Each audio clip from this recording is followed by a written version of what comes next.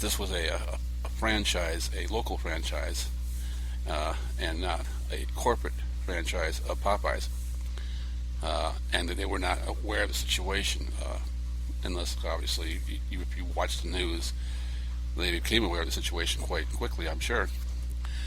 And they have now time to rectify the situation by offering Ms. Holcomb not only her job back, but some back pay for all the time she's missed. And the problem I have with this whole situation, as you could only imagine, is here is someone who's a manager at Popeye. She's not making a lot of money. And yes, the excuse they used to fire her was not over the robbery, but as the fact that she had blatantly, more than one, not blatantly, but let's just say she had on several occasions not followed proper drop procedures as to make sure that her drawer register was, not too full at any time of day. And because of this lack of attention to that detail, that is the reason that she was fired. Now, they won't give a reason why they gave her the opportunity to keep her job by paying back the $400. That to me sounds a little shady. If the real reason she was fired was for not following directions and proper procedures, you fire her. You don't offer her to get your money back and say, well, we'll get our money back and then you can still work here. That's not how firing people over not following procedures works. Popeyes.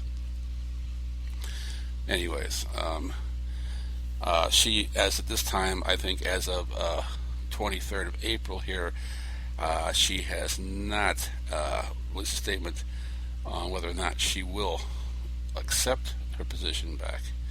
I think she should accept the position with a lawyer, if you ask me.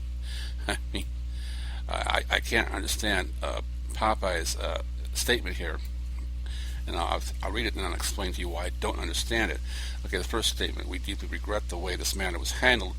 We are committed to continuing to work with Ms. Holcomb, and we apologize to our employees, the public, and other franchise operators of the Popeye system. We have let them down and are committed to do better. I can understand that. I agree with that statement. Fine. The CEO, Cheryl Batchelder, would later say on the 22nd, we recently became aware of a story in Houston involving a Popeyes restaurant and employee. The restaurant is operated by an independent franchise of the Popeyes brand. We have spoken to the local franchise owner of the restaurant, and he has taken immediate action to reach out to the employee to apologize and rectify the situation. While the facts are gathered, we will closely monitor this until it's appropriately resolved. We deeply regret the distress the situation has caused. They actually deeply regret the bad PR this situation caused. They fired a pregnant lady who had been involved in a gunpoint in an armed robbery, a victim in an armed robbery, and then said, hey, if you pay us back though, we'll look the other way and we won't fire you. Wow, over $400. So now we know exactly what the cost of a life is to the fast food chains owned by Popeyes in Channelville, Texas. Basically, I guess it's $400. Oh, come on, guys. It's so simple. Maybe you need a refresher course. It's all ball bearings nowadays.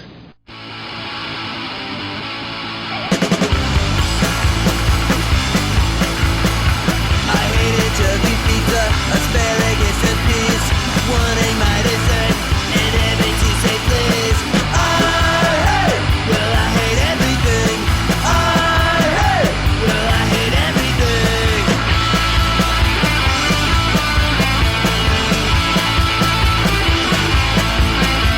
I hate the Grateful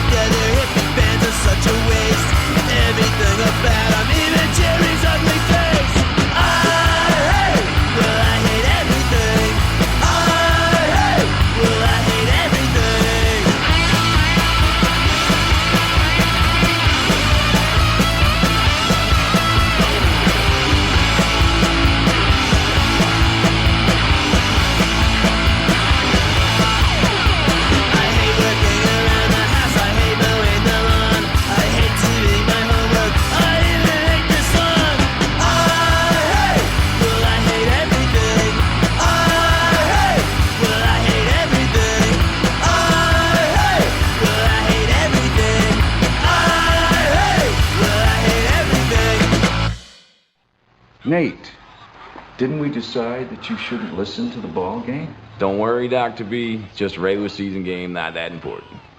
Uh-huh. See, Iverson just missed a layup at the buzzer. Sixers lose. Who gives a crap, huh? I mean, it's just a silly game anyways.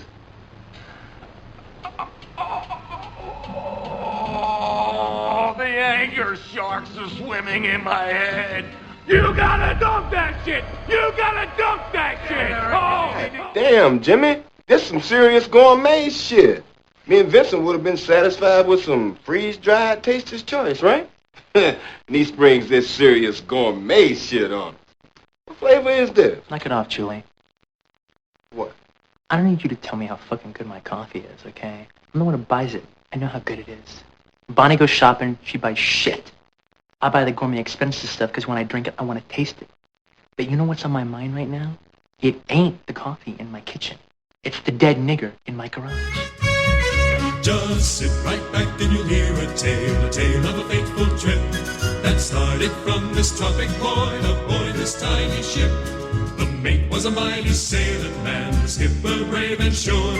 5 passengers set sail that day for a 3-hour tour, a 3-hour tour. The weather started getting rough, the tiny ship was tossed. If not for the courage of the fearless crew, the minnow would be lost. The minnow would be lost. The ship set ground on the shore of this uncharted desert isle, with Gilligan, the skipper too, a millionaire and his wife, a movie star, the professor and Mary Ann, here on Gilligan's Isle. So this is the tale of our castaways. They're here for a long, long time. They'll have to make the best of things. It's an uphill climb. But first mate and his skipper too will do their very best to make the others comfortable in their tropic island nest. No phone, no lights, no motor car, not a single luxury. Like Robinson Crusoe, it's primitive as can be. So join us here each week, my friends. You're sure to get a smile from 7 stranded castaways here on Gilligan's Isle.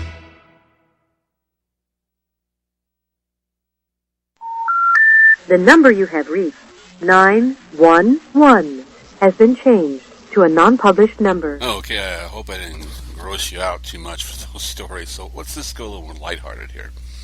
I enjoy what I do in a sense that I take great pride in the work that I do. Now, I may not enjoy the pay I receive for it, but I don't want it to be out there that I'm just a disgruntled worker who, could give a shit less about what he does. Even though it's not the job I trained to do and enjoyed doing for quite some time as I said, a casino dealer / supervisor in California. I still take pride no matter what job I've ever had, even at the lowest jobs on the pole. Fast food worker, telemarketer, cart pusher at Walmart. Yes, I was a cart pusher at Walmart. Yeah, why does he hate Walmart? Well, be a cart pusher at Walmart for about a week and a half in the rain and see how much you love Walmart. But anyways, I took pride and still take pride in what I do, no matter what the job is. So, but the thing about dealing with the public as close as I do, and I'm sure those of you who work in retail or otherwise dealing with the public can more than sympathize with, is that there are some people out there, we're not going to say that there's a dumbing down process occurring across our nation these days, but you have to start to wonder just a bit. So I found these interesting, funny, no gross, we're going with funny now, funny stories of customer service that I wanted to share with you. This is a title, Unfortunate Opening Words. It's a fast food restaurant in Tempe, Arizona. In parentheses here, I guess, is a setup for it. I am prepping the store for open and can see regular standing right outside the front door waiting for nearly 15 minutes. I think a lot of us can sympathize with that. Me, unlocking the door at exactly 6 a.m., our open time. Good morning, regular. I've got some coffee already brewed for you. Regular. Boy, you guys sure wait until the last minute to open these doors.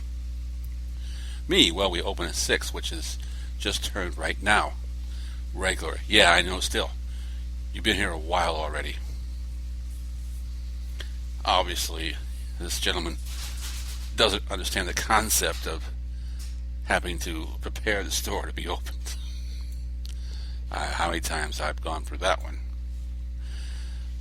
Here's another one. I guess these are all Tempe, Arizona. Might say something about Arizona, I guess, here. Me, good morning, regular. I was just about to make some fresh coffee since this pot is almost 45 minutes old.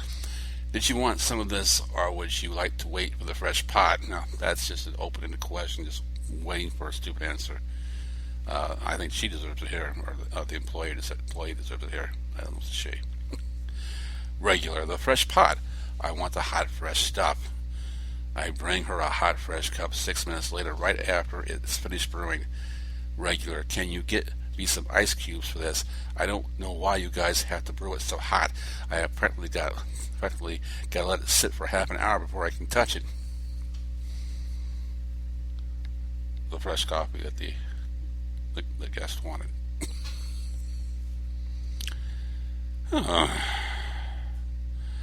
Okay, we're going to have another setup here for this one.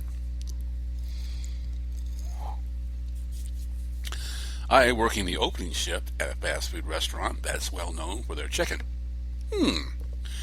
We have an elderly regular customer who is originally from the New England area, as made obvious by both her accent and attitude.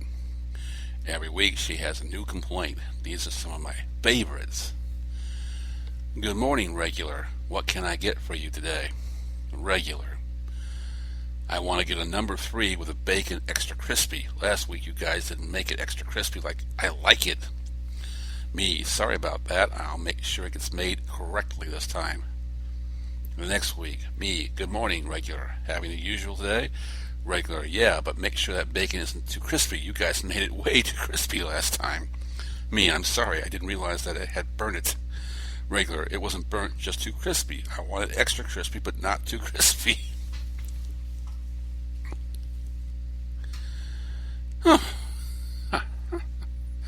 I don't miss working in fast food restaurants. Alright. We're going to go to the showstopper here. This is in Ontario, Canada. Hey? I work in a popular sandwich shop.